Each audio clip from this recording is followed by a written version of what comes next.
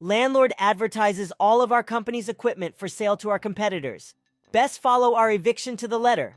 I worked for a leisure company, think soft play, indoor soccer, laser tag. Prior to lockdown, managers and the big bosses were negotiating the renewal of the lease on one of our parks. Things were going mostly smoothly. However, the landlords were difficult to contact. Then pandemic shit hit the fan.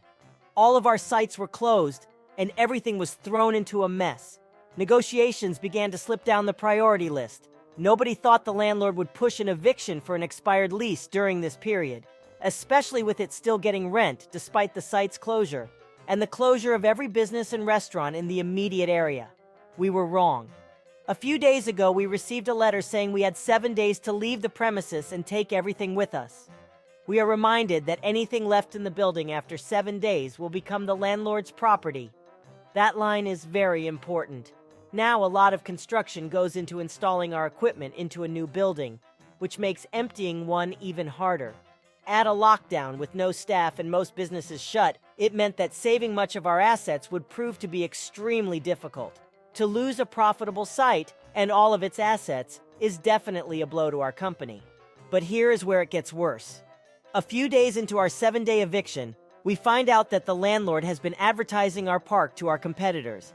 But he isn't offering just the building, he is offering all of our stuff pre-installed. Ready to go, just needs rebranding. The landlord has evicted us from the property in an attempt to increase rent and make a solid profit from our equipment installed because he thinks we won't be able to empty the park. We were furious. And here is where the malicious compliance came in. We were told we had 7 days to move everything we owned out of the property. So that's what we did. Local businesses from all around offered up free space to store our things. A few people came back out of lockdown, and they all spent the rest of the week removing, selling, or destroying everything that was related to us. We didn't even leave light fittings. In every other site vacation we have seen, we always end up leaving thousands of dollars worth of disco lights in the ceilings because they're too hard to get.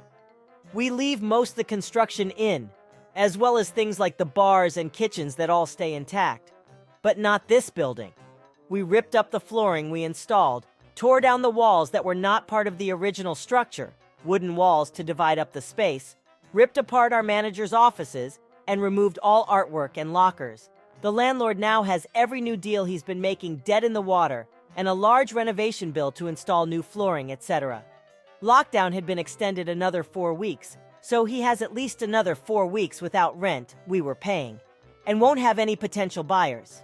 Silver lining, the assets we got out of the site, fridges, TVs, equipment, food, tables, have all been sold, and the lack of rent and additional income has helped the business and paid staff wages. Update.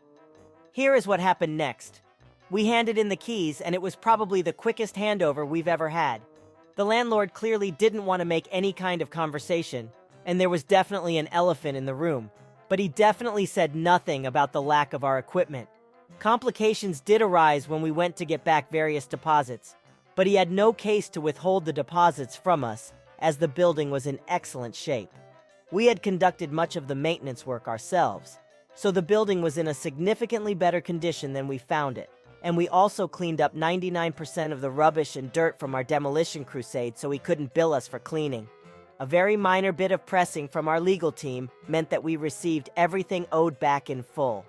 The building is still vacant, and as of yet, we don't know of any potential buyers. At this moment in time, our company is still standing despite the pandemic closures and lack of business. Staff are all still employed and doing well.